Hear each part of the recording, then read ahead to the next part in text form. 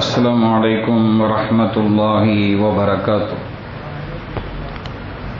الحمد لله والصلاة والسلام على رسول الله وعلى آله وأصحابه حزب الله. أما بعد فقد قال الله تعالى في كلامه القديم في الفرقان المجيد بعد أعوذ بالله من الشيطان الرجيم بسم الله الرحمن الرحيم وما تدري نفس ماذا تكسب غدا وما تدري نفس بأي أرض تموت صدق الله.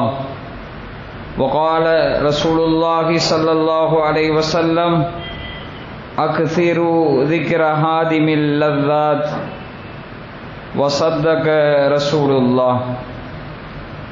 அளவில்லா அருளாளன் நிகரில்லா அன்புடையோன் எல்லாம் வல்ல அல்லாஹு தஆலாவுக்கு அனைத்து புகழும் உரித்தாகுக. அவனது தூதர் அகிலத்தின் அருட்கொடை நம் உயிரிலும் மேலான கண்மணி நாயகம் ஸல்லல்லாஹு அலைஹி வஸல்லம் அன்னவர்கள் மீதும் அன்னாரின் பரிசுத்த உம்மத்தார்கள் அனைவரின் மீதும் குறிப்பாக இந்த ஜும்மா நன்னாளில் இங்கு ஒன்று கூடியிருக்கிற நம் அனைவரின் மீதும் வல்ல அல்லாஹ்வின் வற்றா கருணை என்றென்றும் நின்று நிலவட்டுமாக. ஆமீன். அன்பிற்கும் இறைநேசத்திற்கும் உரித்தான அல்லாஹ்வின் நல்லடியார்களே, நாம் சென்ற ஜும்மா உரையில் ஒவ்வொரு மனிதனும் தன்னுடைய வாழ்க்கையின் அடைகிற ஒரு நிலை மரணம், அது குறித்து சில விஷயங்களை நாம் பார்த்தோம். அதே தொடரில் இன்னும் ஒரு சில விஷயங்களை நாம் இந்த உரையிலே பார்க்க இருக்கிறோம். அல்லாஹு தஆலா பயனான விஷயங்களை சொல்லவும் அதை செவியேற்கவும் வரும் நாட்களில் அது குறித்து சிந்திக்கவும் செயலாற்றவும் அல்லாஹு தஆலா நம் அனைவருக்கும் நட்பாக்கியத்தை நல்குவானாக. ஆமீன். மரியாதைக்குரியவர்களே, இந்த பூமியில் பிறக்கிற யாரும் நிலையாக இந்த உலகத்தில் இருக்க முடியாது. அவரவர்களுக்கு குறிப்பிடப்பட்டிருக்கிற தவணை காலம் முடிந்துவிட்டால் அவர்கள் இங்கிருந்து பயணப்பட்டு மறு உலக வாழ்க்கையை நோக்கி போய்த்தான் ஆக வேண்டும். இந்த உலகத்தில் இருக்கிற ஒவ்வொருவருக்கும் மரணம் உண்டு. என்னுடைய மரண செய்தியும் பரப்பப்படும், உங்களுடைய மரண செய்தியும் பரப்பப்படும். இந்த காலம் வாட்ஸ்அப், ஃபேஸ்புக் போன்ற வலைதளங்கள் நிறைந்திருக்கிற காலம். ரூஹ் போகிறதுக்கு முன்னாடியே அவர் உயிர் ஊசலாடி கொண்டிருக்கிறது என்கிற செய்திகள் வந்துவிடும். மௌத்தாகாத பலரையும் இந்த வலைதளங்கள் மௌத்தாக்கி இருக்கிறது. உயிரோடு இருக்கிற பலரை இந்த வலைதளங்கள் மௌத்தாக்கி இருக்கிறது. அப்படிப்பட்ட ஒரு காலத்தில் நாம் வாழ்ந்து கொண்டிருக்கிறோம். ஆக இந்த உலகத்தில் பிறந்த ஒவ்வொருவருக்கும் மரணம் என்பது உண்டு. குல்லு நஃப்ஸின் தாயிகத்துல் மௌத், ஒவ்வொரு ஆத்மாவும் மரணத்தை சந்தித்தே தீரும் என்று அல்லாஹ் திருக்குரானில் சொல்லுகிறார். அல்லாஹ் திருக்குரானிலே உன்னிடத்திலே சொல்லுகிறான், வமா தத்ரி நஃப்ஸும் மாதா தக்ஸிபு கதா, நாளை என்ன சம்பாதிக்கும் என்பதை எந்த ஒரு ஆத்மாவும் அறியாது. நாம் ஒரு திட்டம் வைத்திருப்போம், நாளை இந்த வியாபாரத்தை செய்து இவ்வளவு லாபம் ஈட்டலாம் என்கிற ஒரு திட்டம் இருக்கும். ஆனால் அல்லாஹ்வின் திட்டம் ஒன்று இருக்கும். அப்படி இருக்கிற போது நாம் நாளை என்ன சம்பாதிப்போம் என்பதை நம்மால் அறுதியாக உறுதியிட்டு சொல்ல முடியாது. அல்லாஹ் தான் அதை அறிந்தவனாக இருக்கிறான். அதன் தொடரில் அல்லாஹ் சொல்வான், வமா தத்ரி நஃப்ஸும் பி ஐயி அர்தின் தமூத், எந்த ஒரு ஆத்மாவும் அது எங்கே மரணமாகும், அதற்கு எப்படி மரணம் வரும் என்பதை அல்லாஹ்வை தவிர வேறு யாரும் அறிய முடியாது. அல்லாஹ் தான் அறிந்தவனாக இருக்கிறான். நாம் நினைக்கலாம், நான் பிறந்து வளர்ந்த ஊர் இது, இங்கேதான் என் மரணம் நிகழ வேண்டும் என்று நினைக்கலாம். ஆனால் அல்லாஹ்வின் நாட்டம் ஒன்றாக இருக்கும். எங்கோ அவர்கள் போய் மரணம் அடைவார்கள், எங்கோ போய் அல்லாஹ் எங்கே முடிவு செய்திருக்கிறானோ அங்கே மரணம் அடைவார்கள். சமீபத்தில் நாம் கேள்விப்பட்டோம், தெலுங்கானாவில் இருந்து உம்ராவுக்கு சென்ற 42 நபர்கள் அந்த பேருந்து வெடித்து அது ஒரு விபத்திலே சிக்கி தீக்கிரையாகி அவர்கள் இறந்து போனார்கள் என்று பார்த்தோம். அவர்கள் நினைத்திருக்க மாட்டார்கள், ஆனால் அங்கே ஒரே குடும்பத்தை சார்ந்த 18 பேர்கள் அங்கே இறந்திருக்கிறார்கள். ஆக யாருக்கு எங்கே மரணம் நிகழும், அது எப்படி நிகழும் என்பது அல்லாஹ்வின் நாட்டமாக இருக்கிறது. யாராலும் அறுதியிட்டு இப்படித்தான் மரணம் வரும் என்று சொல்ல முடியாது. மரியாதைக்குரியவர்களே, இந்த உலகத்திலே யாருக்கும் நிரந்தர வாழ்க்கை கிடையாது. ஆனால் மனிதனோ இந்த உலகத்தில் நிரந்தரமாக இருப்பதை போல மாட மாளிகைகளை உருவாக்கி கொண்டிருக்கிறான், சொத்துக்கு மேல் சொத்து குவித்துக் கொண்டிருக்கிறான், ஏக்கருக்கு மேல் ஏக்கரை வாங்கி வாங்கி போட்டுக் கொண்டிருக்கிறான் விலைக்கு. அப்படி வாங்கி வாங்கி போட்டாலும் அது அவனுடைய மரணத்திற்கு பின்னால் அது பயனளிக்காது. ஏக்கர் கணக்கிலே இடம் வாங்கி போட்டாலும் அவனுக்கு சொந்தமோ 6 அடி நிலம்தான் சொந்தமாக போகிறது. அவன் இதை எதையுமே உரிமை கொள்ள முடியாது மரணத்திற்கு பின்னால். ஆக இந்த உலகத்திலே நிரந்தர வாழ்க்கை என்பது யாருக்கும் கிடையாது. அப்படி ஒருவருக்கு நிரந்தர வாழ்க்கை இருக்கும் என்று சொன்னால் நாயகம் ஸல்லல்லாஹு அலைஹி வஸல்லம் அவர்கள் மரணித்திருக்க மாட்டார்கள். அவர்களை விட இந்த உலகத்திலே சிறந்த ஒருவர் கிடையாது. அப்படி இந்த உலகத்திலே மரணம் என்பது ஒருவருக்கு இல்லை என்று சொன்னால் அது நாயகம் ஸல்லல்லாஹு அலைஹி வஸல்லம் அவர்களுக்கு தான் இல்லாமல் இருந்திருக்க வேண்டும். ஆனால் நாயகம் ஸல்லல்லாஹு அலைஹி வஸல்லம் அவர்களே வஃபாத்தின் நிலையடைந்தார்கள். நாயகம் ஸல்லல்லாஹு அலைஹி வஸல்லம் அவர்கள் நிரந்தரமாக இருக்கவில்லை. இந்த உலகத்திலே 63 ஆண்டு காலம் வாழ்ந்து அவர்களுடைய பணியை நிறைவு செய்துவிட்டு அவர்கள் கபருக்குள் அடக்கமாகி விட்டார்கள். அல்லாஹ் சொல்வான், இன்னக மையித்துன் வ இன்னஹும் மையித்துன், நபியே நீங்களும் மௌத்தாகுவீர்கள் அவர்களும் மௌத்தாகுவார்கள் என்று அல்லாஹ் சொல்கிறார். வமா முஹம்மதுன் இல்லா ரசூல் கத் ஹலத் மின் கப்லிஹிர் ருசுல் அஃபைம் மாத அவ் குத்தில இன்கலப்தும் அலா அகாபிக்கும். முஹம்மது ஸல்லல்லாஹு அலைஹி வஸல்லம் அவர்கள் அல்லாஹ்வின் தூதர் தான். இதற்கு முன்னால் பல தூதர்கள் வந்திருக்கிறார்கள், வந்து சென்று விட்டார்கள். அஃபைம் மாத்த, அவர் மௌத்தானால் அல்லது அவர் கொல்லப்பட்டால் நீங்கள் திரும்ப பழைய மதத்திற்கே சென்று விடுவீர்களா என்று அல்லாஹ் கேள்வி எழுப்புகிறான். ஆக நாயகம் ஸல்லல்லாஹு அலைஹி வஸல்லம் அவர்களுக்கும் இந்த உலக வாழ்க்கை என்பது நிரந்தரமில்லை. ஒரு மனிதனுக்கு நிரந்தரமாக இந்த உலக வாழ்க்கை இருக்கும் என்றிருந்தால் அது பெருமானாருக்கு அல்லாஹ் தந்திருப்பான். மரியாதைக்குரியவர்களே, அல்லாஹ் நினைத்திருந்தால் நபிகள் நாயகம் ஸல்லல்லாஹு அலைஹி வஸல்லம் அவர்களுடைய உயிரை மலரை எடுப்பதைப் போல, ஒரு செடியிலிருந்து மலரை பூவை பறிப்பதைப் போல அல்லாஹ்வால் எடுக்க முடியும்.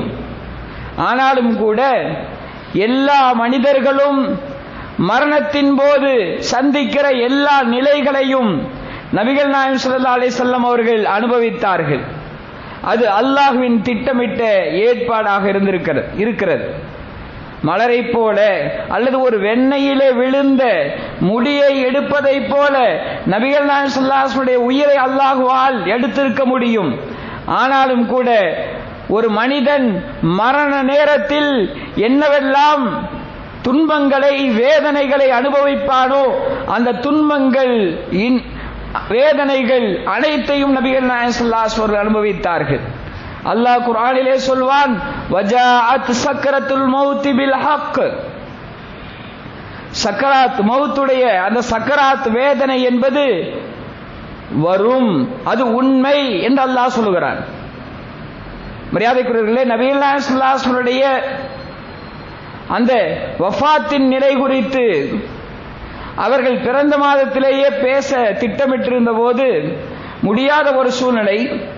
நாயகம் ஸல்லல்லாஹு அலைஹி அவர்களுடைய அந்த வஃபாத் குறித்து நாம் கொஞ்சம் சிந்தித்து பார்க்கிறோம். நாயகம் ஸல்லல்லாஹு அலைஹி அவர்கள் சஃபர் மாத கடைசி புதன்கிழமை அவர்கள் வஃபாத் ஆகிறது ரபியுல் அவ்வல் மாதம். அந்த சஃபர் மாதத்தினுடைய கடைசி புதன்கிழமை ஒரு ஜனாசாவிலே நபிகள் நாயகம் ஸல்லல்லாஹு அலைஹி அவர்கள் கலந்து கொள்கிறார்கள். சரியாக சொல்ல போனால் சஃபர் மாதத்தினுடைய 28ஆம் நாள், அவருடைய வஃபாத்திற்கு 14 நாட்களுக்கு முன்னால் நபிகள் நாயகம் ஸல்லல்லாஹு அலைஹி அவர்கள் ஒரு ஜனாசாவிலே கலந்து கொண்டு அவர்கள் திரும்ப வருகிற போது கடுமையான தலைவலியும் மயக்கமும் அவர்களுக்கு ஏற்படுகிறது. ஹிஜ்ரி அந்த ரபியுல் அவ்வல் பிறை 11 ஹிஜ்ரி 11 ரபியுல் அவ்வல் 8ஆம் நாள் வரையிலேயும் நபிகள் நாயகம் ஸல்லல்லாஹு அலைஹி அவர்கள் வியாழக்கிழமை வரையிலேயும் கடுமையான தலைவலிக்கும் ஜுரத்துக்கும் ஆளாகியிருந்தார்கள். பள்ளிவாசலில் தொழுகை நடத்துவதை தவிர மற்ற நேரங்களிலெல்லாம் பெருமானார் ஸல்லல்லாஹு அலைஹி அவர்கள் பெரும்பாலும் வீட்டிலேயே கழித்தார்கள். கடுமையான வலிக்கும் வேதனைக்கும் பெருமானார் ஸல்லல்லாஹு அலைஹி வஸல்லம் ஆளானார்கள். அவர்களை சந்திக்க வருவதிடத்திலெல்லாம் பெருமானார் ஸல்லல்லாஹு அலைஹி வஸல்லம் இந்த வார்த்தையை சொன்னார்கள், லஅல்லி லஅல்காக்கும் பாத ஹாதா, இதற்கு பின்னால் நான் உங்களை சந்திக்க மாட்டேன் போல் இருக்கிறது, உங்களை சந்திப்பது இது கடைசி சந்தர்ப்பம் போல் தெரிகிறது என்று நபிகள் நாயகம் ஸல்லல்லாஹு அலைஹி அவர்கள் வருவரிடத்தெல்லாம் இதை சொல்லிக்கொண்டே இருப்பார்கள். அதிகமாக பெருமானார் ஸல்லல்லாஹு அலைஹி அவர்கள் நீர் குடித்தார்கள், மேலே ஊற்றவும் செய்தார்கள். காய்ச்சல் அடங்குவதற்காக, அந்த காய்ச்சலின் வேதனையை அடக்குவதற்காக தன் மீது அடிக்கடி அவர்களே நீர் ஊற்றுவார்கள் அல்லது பிறரை ஊற்றச் செய்வார்கள். வியாழக்கிழமை இப்படியே கழிகிறது, வெள்ளிக்கிழமையும் இதே நிலைமையில் பெருமானார் ஸல்லல்லாஹு அலைஹி உடைய அந்த ரபியுல் அவ்வல் மாத பிறை 9ஆம் நாள் அதுவும் அப்படி கழிகிறது. ரபியுல் அவ்வல் பிறை 10 சனிக்கிழமை பெருமானார் ஸல்லல்லாஹு அலைஹி வஸல்லம் அவர்கள் அந்த நாள் மக்ரிப் வரையிலேயும் தொழ வைக்கிறார்கள். முடியாமலும் பிறருடைய உதவியாலும் கால்கள் 2 நபர்கள் அவர்களை தோளோடு தோளாக தாங்கிக் கொள்ள அவர்களுடைய கால் தரைகளில் கோடு போட்டுக் கொண்ட நிலைமையிலே வந்து பெருமானார் ஸல்லல்லாஹு அலைஹி அவர்கள் தொழ வைத்தார்கள். அந்த நாள் சனிக்கிழமை இஷா தொழுகையின் நேரம். நபிகள் நாயகம் ஸல்லல்லாஹு அலைஹி அவர்கள் தொழ வைக்க வருவார்கள் என்று சஹாபாக்கள் எல்லாம் எதிர்பார்த்து கொண்டிருக்கிறார்கள். ஆனால் இஷாவின் நேரம் ஆகிவிட்டது, நாயகம் தொழ வைக்க வரவில்லை. அவர்களால் எழுந்திருக்க முடியவில்லை, எழுகிறார்கள், மயக்கமுற்று விடுகிறார்கள். இப்படியே சூழ்நிலை சென்று கொண்டிருக்கிறது.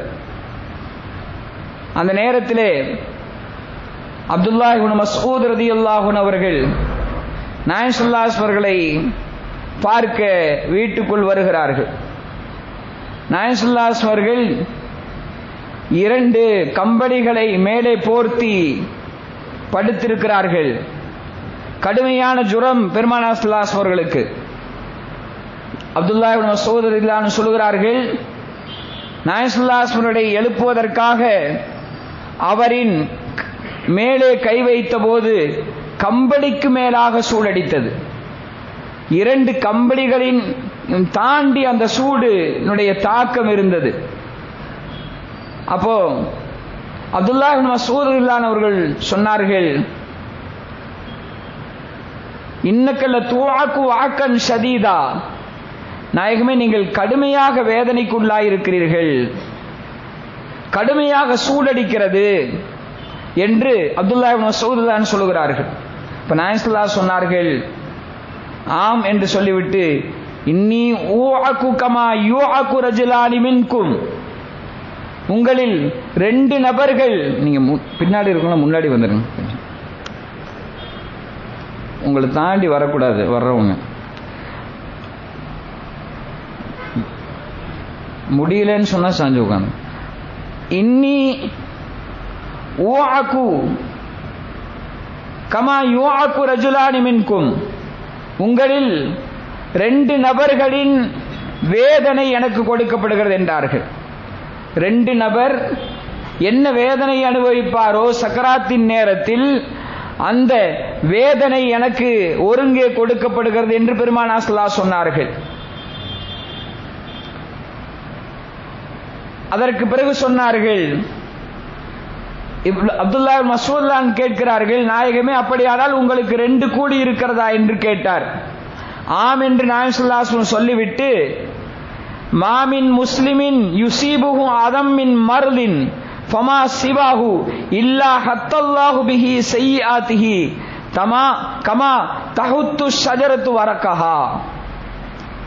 அதாவது ஒரு மனிதன் நோயாலோ அல்லது வேறு ஏதாவது காயத்தாலோ அவன் வேதனைப்பட்டான் என்றால் அதன் மூலமாக அல்லாஹ் அவரின் பாவங்களை மன்னிக்கிறான். எப்படி மரத்திலிருந்து இலைகள் உதிர்ந்து விழுகிறதோ அதுபோல் அவன் வேதனைகளை, துன்பங்களை, நோய்களுக்கு உள்ளாகிற போதெல்லாம் அல்லாஹ் அதன் மூலமாக பாவத்தை மன்னிக்கிறான் என்பதாக பெருமானார் ஸல்லல்லாஹு அலைஹி சொன்னார்கள். இஷா தொழுகையின் நேரம் கடந்து கொண்டே இருக்கிறது. சஹாபாக்கள் எல்லாம் தொழாமல் பெருமானார் வந்து தொலை வைக்க வேண்டும் என்று எதிர்பார்த்து கொண்டிருக்கிறார்கள். நள்ளிரவு 1 மணி. சஹாபாக்கள் எல்லாம் யாரும் வீட்டுக்கு போகல. இஷா தொழ வேண்டும் என்பதற்காக நாயகம் வர வேண்டும், வந்து தொலை வைக்க வேண்டும் என்று எதிர்பார்க்கிறார்கள். பிலால் ரலியல்லாஹு அன்ஹு அவர்கள் உள்ளே வருகிறார்கள். நாயகம் ஸல்லல்லாஹு அலைஹி வஸல்லம் அவர்கள் நடுங்கிக் கொண்டே இருக்கிறார்கள். பிலால் ரலியல்லாஹு அன்ஹு அவர்கள் நாயகம் ஸல்லல்லாஹு அலைஹி வஸல்லம் மேல் கை வைக்கிறார்கள். நாயகம் மயக்கத்திலேயே பார்த்து பிலாலை பார்த்து கேட்டார்கள், அஸல்லன்னாஸ், மக்கள் எல்லாம் தொழுதுட்டாங்களான்னு கேட்டாங்க. நாயகம் ஸல்லல்லாஹு அலைஹி வஸல்லம் அவர்கள் மக்கள் எல்லாம் தொழுது விட்டார்களா, சிறுவர்கள் தொழுது விட்டார்களா, பெண்கள் தொழுது விட்டார்களா என்று கேட்டார்கள். பிலால் சொன்னார், நாயகமே யாரும் லாகும் எந்ததிருவுனக்க, எல்லோரும் உங்களைத்தான் எதிர்பார்த்து கொண்டிருக்கிறார்கள் என்று சொன்னார். அப்ப நாயகம் ஸல்லல்லாஹு அலைஹி வஸல்லம் சொன்னார்கள், என் மீது தண்ணீரை ஊற்றுங்கள் என்றார்கள். தண்ணீரை என் மேல் ஊற்றுங்கள் என்றார்கள். அதே ஆயிஷா எல்லாம் சொல்கிறார்கள், நாங்கள் அதேபோல் நாயகத்தின் மீது தண்ணீரை ஊற்றினோம், எழுந்திருத்தார்கள். அவர்களால் எழுந்திருக்க முடியவில்லை, திரும்பவும் மயக்கமுற்று விழுந்து விட்டார்கள். திரும்பவும் எழுந்திருத்தார்கள், திரும்பவும் தண்ணீரை ஊற்றச் சொன்னார்கள், ஊற்றினோம், திரும்பவும் மயக்கமுற்று கீழே விழுந்து விட்டார்கள். இப்படியே 3 முறை நடக்கிறது. பெருமானார் ஸல்லல்லாஹு அலைஹி அவர்களால் எழுந்திருத்து வந்து தொலை வைக்க முடியவில்லை, எழுந்திருக்க முடியவில்லை. அப்போதுதான் நாயகம் ஸல்லல்லாஹு அலைஹி அவர்கள் சொன்னார்கள், முரு அபூபக்கர் ஃபல் யுஸல்லி பின் நாஸ், அபூபக்கரை இமாமத்து செய்ய சொல்லி சொல்லுங்கள் என்றார்கள். அதற்கு பிறகு அபூபக்கர் அவர்கள் இமாமத்து செய்தார்கள். இஷா தொழுகை முடிந்தது. ரபியுல் அவ்வல் பிறை 11 ஞாயிற்றுக்கிழமை. அந்த நாளை யௌமு சதக்கா என்று சொல்வார்கள். நாயகம் ஸல்லல்லாஹு அலைஹி வஸல்லம் வீட்டிலே என்னவெல்லாம் இருக்கிறதோ எல்லாவற்றையும் வாரி வாரி கொடுக்கிறார்கள். சொல்ல போனால் வீடே காலியாகிவிட்டது என்று சொல்லுகிற அளவுக்கு நாயகம் ஸல்லல்லாஹு அலைஹி வஸல்லம் எல்லாவற்றையும் வாரி வாரி கொடுக்கிறார்கள். மயக்கமுறுகிறார்கள், திரும்ப எழுகிறார்கள், திரும்ப மயக்கமுறுகிறார்கள். நாயகம் ஸல்லல்லாஹு அலைஹி வஸல்லம் மீது தண்ணீர் ஊற்றச் சொல்கிறார்கள், ஊற்றப்படுகிறது, திரும்ப திரும்ப மயக்கமடைகிறார்கள். இதே நிலைமையில் ரபியுல் அவ்வல் பிறை 11ஆம் நாள் கழிந்து விட்டது. இதற்கிடையில் நாயகம் ஸல்லல்லாஹு அலைஹி அவர்கள் தன்னுடைய சக்கராத்துடைய நேரத்திலே அஸ்ஸலா அஸ்ஸலா அஸ்ஸலா என்று சொன்னார்கள். தொழுகை விஷயத்தில் கவனமாக இருங்கள், கவனமாக இருங்கள் என்று பெருமானார் ஸல்லல்லாஹு அலைஹி அவர்கள் கடைசி உபதேசமாக, நாயகம் ஸல்லல்லாஹு அலைஹி கடைசி ஆசையாக அதை வெளிப்படுத்தினார்கள். ஆனால் நாயகத்தின் கடைசி ஆசையாகிய அந்த தொழுகை விஷயத்தில் இன்றைக்கு சமூகம் எப்படி இருக்கிறது என்று எண்ணி பார்க்கிற போது வேதனையாக இருக்கிறது. நம்மை பார்க்கிற நாயகம் வேதனைப்படுவார்கள். சமூகத்தின் நிலையை அல்லாஹ் பெருமானார் ஸல்லல்லாஹு அலைஹி வஸல்லம் காட்டித் தருகிறான். அவர்கள் சமுதாயத்தினுடைய நிலைமைகளை பார்த்து நிச்சயமாக வேதனைப்படுவார்கள். எனவே நாயகத்தின் நம்முடைய தந்தையினுடைய கடைசி ஆசை எதுவாக இருந்தாலும் அதை நாம் நிறைவேற்ற ஆர்வப்படுவோம், ஆசைப்படுவோம். அதுபோல் நாயகத்தின் கடைசி ஆசையாகிய தொழுகை விஷயத்தில் நாம் கவனமாக இருக்க வேண்டும். மரியாதைக்குரியவர்களே, நாயகம் ஸல்லல்லாஹு அலைஹி வஸல்லம் அவர்களுக்கு ரபியுல் அவ்வல் பிறை 12ஆம் நாள் சக்கராத்துடைய நிலை ஏற்படுகிறது. அன்றைய காலை ஃபஜ்ரிலே பெருமானார் ஸல்லல்லாஹு அலைஹி வஸல்லம் அவர்கள் அபூபக்கரின் தலைமையில் சஹாபாக்கள் எல்லாம் முஸ்லிம்கள் எல்லாம் ஃபஜ்ர் தொழுவதை பார்க்கிறார்கள். பெருமானார் ஸல்லல்லாஹு அலைஹி வஸல்லம் அவர்கள் தன்னுடைய வீட்டின் ஜன்னலின் திரைச்சீலையை விலக்கி பார்க்கிறார்கள். பார்த்து புன்னகைத்தார்கள் பெருமானார் ஸல்லல்லாஹு அலைஹி வஸல்லம் அவர்கள். அதுதான் நாயகம் ஸல்லல்லாஹு அலைஹி வஸல்லம் அவர்கள் கடைசியாக உம்மத்தை உயிரோடு இருக்கிற போது பார்த்த காட்சி. அதற்கு பின் நாயகம் ஸல்லல்லாஹு அலைஹி வஸல்லம் அவர்களுக்கு சக்கராத்துடைய நிலை ஏற்படுகிறது. நாயகம் ஸல்லல்லாஹு அலைஹி வஸல்லம் அவர்கள் அந்த நேரத்திலே கையிலே ஒரு பாத்திரத்தை வைத்து அதிலே கையை விட்டு அதிலிருந்து தண்ணீரை எடுத்து தன்னுடைய முகத்திலே அவ்வப்போது ஊற்றிக்கொண்டே இருந்தார்கள். தன்னுடைய முகத்தை தடவி கொண்டிருந்தார்கள் ஈரக்கையால். அப்போது நாயகம் ஸல்லல்லாஹு அலைஹி வஸல்லம் அவர்கள் சொன்னார்கள், லா இலாஹ இல்லல்லாஹ், வணக்கத்திற்கு தகுதியானவன் அல்லாஹ் ஒருவன் தான் என்று சொல்லிவிட்டு, இன்னலில் மௌத்தி சக்கராத், இன்னலில் மௌத்தி சக்கராத், இன்னலில் மௌத்தி சக்கராத், ஒவ்வொரு மனிதனுக்கும் சக்கராத்துடைய வேதனை இருக்கிறது. ஒவ்வொரு மனிதனும் மரணிக்கிற போது அந்த சக்கராத்தின் வேதனையை உணருவான் என்று சொல்லிக் கொண்டிருந்த நாயகம் ஸல்லல்லாஹு அலைஹி வஸல்லம் அவர்கள் பிறகு தன்னுடைய கையை உயர்த்தி பெருமானார் ஸல்லல்லாஹு அலைஹி வஸல்லம் அவர்கள் சொன்னார்கள், அர் ரஃபீக்கில் ஆலா, அர் ரஃபீக்கில் ஆலா, உயர்ந்த தோழமை அல்லாஹ்தான், உயர்ந்த தோழமை அல்லாஹ்தான் என்று சொல்லி அதே நிலையில் பெருமானார் ஸல்லல்லாஹு அலைஹி வஸல்லம் அவர்கள் கண்மூடினார்கள். இன்னா லில்லாஹி வ இன்னா இலைஹி ராஜிஊன். ஒரு சமுதாயத்தின் வழிகாட்டியாக, ஒரு சமுதாயத்திற்கு தூதுவராக வந்த நபிகள் நாயகம் ஸல்லல்லாஹு அலைஹி வஸல்லம் அந்த மௌத்தின் கடைசி மௌத்தாகிற நேரத்திலே அனுபவித்த அந்த சக்கராத்தின் நிலை, இதை தெரிந்த நாம் நம்முடைய நிலை எப்படி இருக்கும் என்று நாம் யோசித்து பார்க்க கடமைப்பட்டிருக்கிறோம். மரியாதைக்குரியவர்களே, ஒரு மனிதனை அடக்கிவிட்டால் 48 நடக்கிற அளவுக்காவது நீங்கள் நின்று துஆ செய்யுங்கள் என்று பெருமானார் ஸல்லல்லாஹு அலைஹி வஸல்லம் அவர்கள் சொன்னார்கள். ஆனால் அங்கே நம் பிள்ளைகள் கூட நிற்பதில்லை. ஒரு 40 செகண்ட் அளவுக்காவது நின்று அவருடைய மறு உலக வாழ்க்கைக்காக பிரார்த்தனை செய்யுங்கள் என்று சொன்னார்கள். நாயகம் ஸல்லல்லாஹு அலைஹி வஸல்லம் அவர்கள் ஒரு உதாரணத்தின் மூலமாக ஒரு விஷயத்தை குறிப்பிடுகிறார்கள். ஒரு மனிதன் மௌத்தாகிற போது அவனுக்கு 3 சகோதரர்கள் இருக்கிறார்கள். முதலாவது சகோதரன் அவனுடைய பொருளாதாரம், இரண்டாவது சகோதரன் அவனுடைய குடும்ப உறவுகள், நண்பர்கள், மூன்றாவது சகோதரன் நல்ல அமல்கள் அல்லது பாவங்கள். மரியாதைக்குரியவர்களே, முதலாவது சகோதரனாகிய இந்த பொருளாதாரம் நம்மை சந்தூக்கிலே தூக்கி வைத்தவுடன் அது நமக்கு சொந்தமில்லை. நம்முடைய எந்த சொத்தும் நமக்கு சொந்தமில்லை. ஏக்கர் கணக்கிலே வாங்கி போட்டிருக்கிற, காம்ப்ளெக்ஸ்களாக கட்டி வாடகைக்கு விட்டிருக்கிற, பங்களாக்களாக விட்டு நாம் சேர்த்து வைத்திருக்கிற எந்த சொத்துக்களும் நமக்கு சொந்தமில்லை, எதுவும் கூட வராது.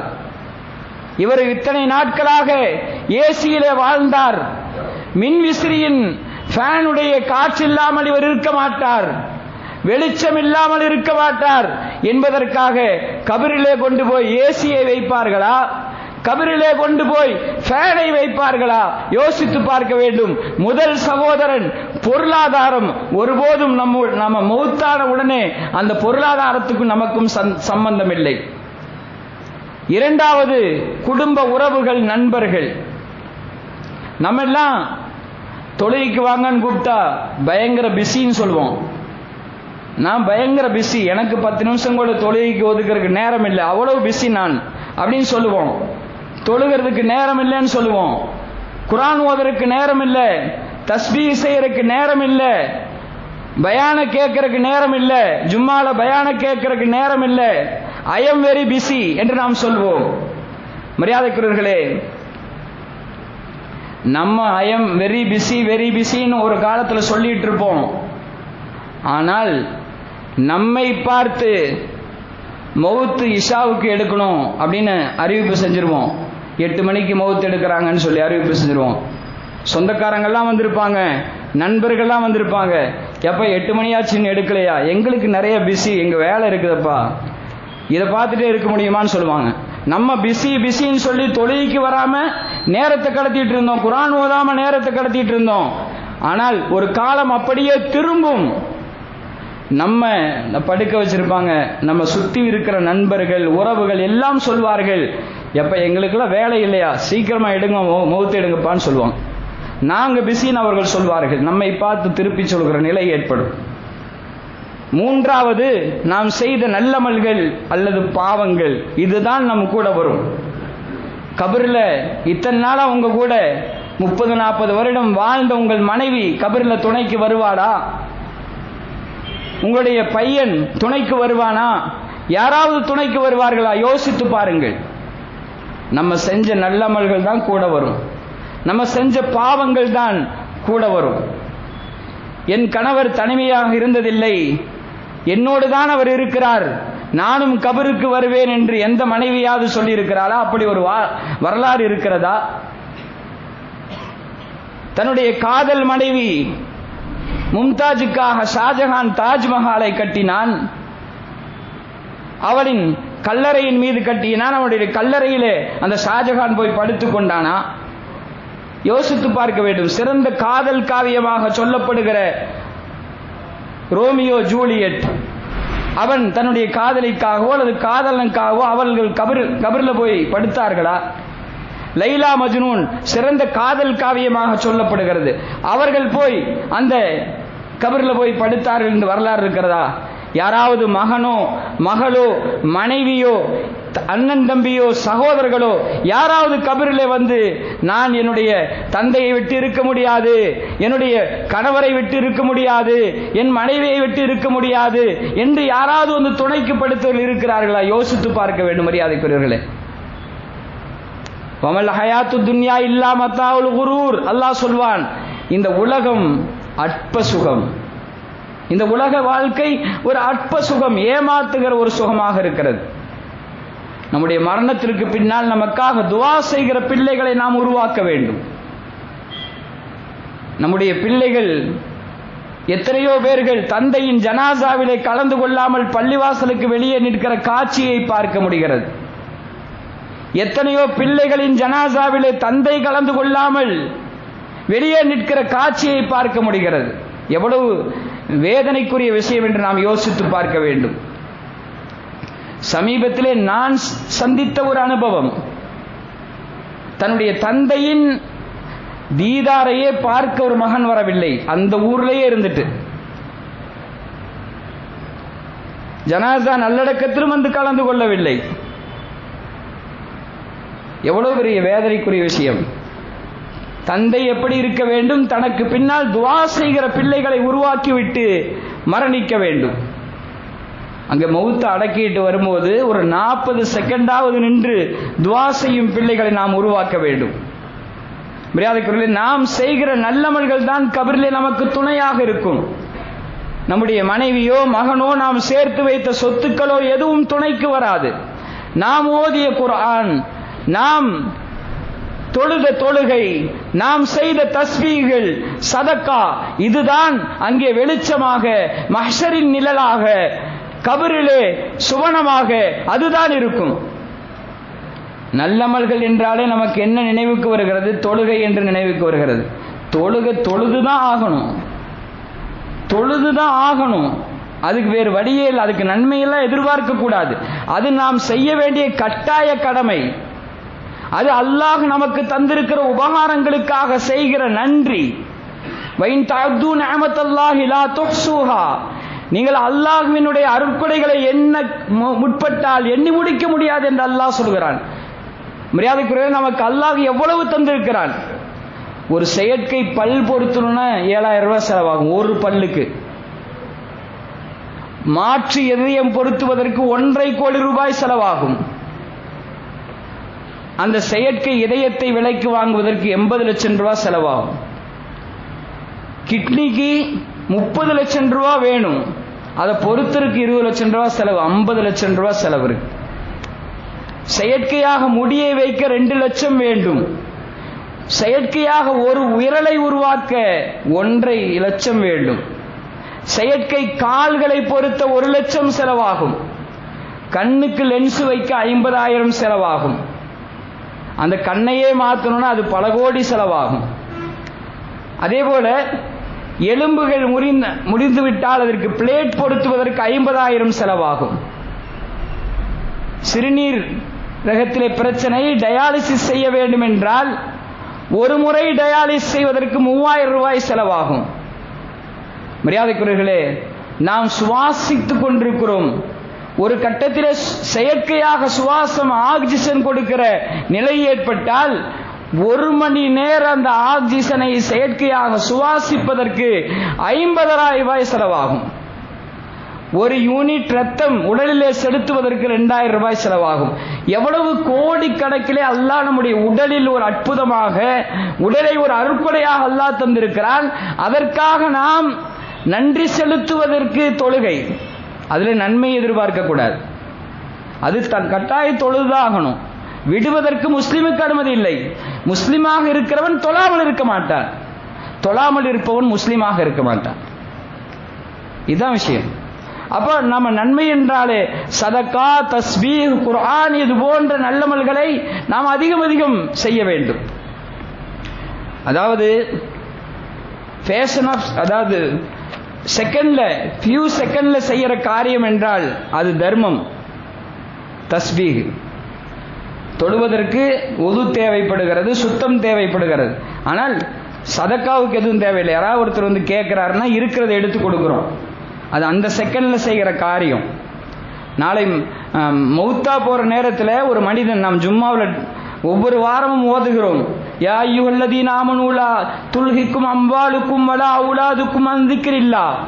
ஈமான் கொண்டவர்களே, உங்களுடைய பொருளாதாரமோ உங்களுடைய மக்கள் செல்வமோ அல்லாஹ்வை நினைவு கூறுவதை விட்டு உங்களை தடுத்து விட வேண்டாம். அப்படி பொருளாதாரத்தை காரணம் காட்டி, மக்களை காரணம் காட்டி யார் அல்லாஹ்வை வணங்காமல் இருக்கிறானோ, வழிபடாமல் இருக்கிறானோ அவன் நஷ்டவாளி என்று அல்லாஹ் சொல்றான். ஊர்ல வேணா அவர் மதிக்கப்படுகிற தலைவராக இருக்கலாம், பெரிய கோடீஸ்வரராக இருக்கலாம், லட்சாதிபதியாக இருக்கலாம், மௌத்து வீட்டில் கூட அவருக்கு மரியாதை என்று இருக்கலாம். ஆனால் அல்லாஹ்வின் பார்வையில் அவன் நஷ்டவாளி. யார் பொருளாதாரத்தை சரியாக பயன்படுத்தவில்லை அவர்கள். அல்லாஹ் சொல்வான், லா துல்ஹிக்கும் அம்வாலுக்கும் வலா அவுலாதுக்கும் அன் திக்ரில்லாஹ் வமன் யஃஅல் ذلك فأولئك هم الخاسرون وأنفقوا مما رزقناكم من قبل أن يأتي أحدكم الموت. உங்களில் ஒருத்தருக்கு மௌத்து வர்றதுக்கு முன்னாடி நீங்க நல்ல வழிகளில் செலவு செய்யுங்கிறான், தர்மம் கொடுங்கன்னு அல்லாஹ் சொல்றான். فيقول ربي لولا أخرتني إلى أجل قريب فأصدق وأكن من الصالحين. மௌத்தா போற நிலைமையில அவன் சொல்லுவான், மௌத்தா போன பின்னாடி மௌத்தாகிற நிலைமையில சொல்லுவான், இறைவா எனக்கு 1 நிமிட அவகாசம் கொடு, ஒரே 1 நிமிட அவகாசம். என்னுடைய சொத்தை பூரா நான் தர்மம் செஞ்சுட்டு வரேன்னு சொல்லுவான். சொத்தை பூரா தர்மம் செஞ்சுட்டு வரேன்னு சொல்லுவான். வலை யுஅக்கிரல்லாஹு நஃப்ஸன் இதா ஜா அஜலுஹா. எந்த ஒரு ஆத்மாவுக்கும் நிர்ணயிக்கப்பட்ட நேரத்தை விட ஒரு நொடி பின்படுத்தப்படாது என்று அல்லாஹ் சொல்லுவான். முடிஞ்சதுதான். அந்த நேரத்தில் நான் இவ்வளவு சொத்து சேர்த்து வச்சு எதையுமே நல்ல காரியத்துக்கு செய்யலையே அப்படின்னு வருத்தப்படுறதுல பிரயோஜனம் இல்லை. அந்த நேரத்தில் அவனுக்கு அந்த மௌத்தா போகிற நேரத்தில் வர்ற நினைவு என்னன்னா, போய் நான் தொலை போகிறேன் அப்படின்லாம் சொல்ல மாட்டான். யாரெல்லாம் என்னோட சொத்தை எல்லாத்தையுமே தர்மம் செஞ்சிடறேன்னு சொல்லி. இப்போ தர்மத்தினுடைய பலனை இந்த உலகத்தில் வாழுகிற போதே அதனுடைய நன்மையை அடைய முடியும். தர்மம் என்பது ஃபியூ ஆஃப் செகண்ட் அந்த நேரத்தில் வர்றதாக இருக்கிறது. எனவே மரியாதைக்குரிய நாம் நம்முடைய மரணம் நம்மை நெருங்கி கொண்டிருக்கிறது. அது எப்போது வரும், எங்கு வரும், எப்படி வரும் என்று யாராலும் சொல்லிவிட முடியாது. எனவே அந்த மரணத்திற்குண்டான தயாரிப்புகளை, மரணத்திற்கு பின்னால் உள்ள வாழ்க்கைக்காக தயாரிப்புகளை நாம் இந்த உலகத்திலே அதிகமான நன்மையான காரியங்களை, சதக்காக்களை, தஸ்பீகளை, அதிகமான நஃபிலான வணக்கங்களை நாம் செய்து அதை கட்டிச்சாதமாக எடுத்து செல்ல வேண்டும்.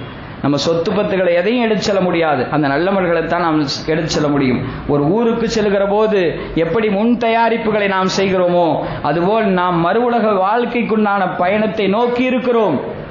அந்த பயணத்திற்குண்டான கட்டிச்சாதம் நமக்கு நல்லமல்களாக இருக்கிறது. நல்லமல்களை அதிகமாக நாம் செய்து அதை நாம் நம் துணைக்கு எடுத்து செல்வோம். அல்லாஹு தாலா நம்முடைய மரணத்தை சிறந்த மரணமாக, அவனுக்கு பொருத்தமான மரணமாக அல்லாஹு தாலா ஆக்கி தந்தல்வானாக.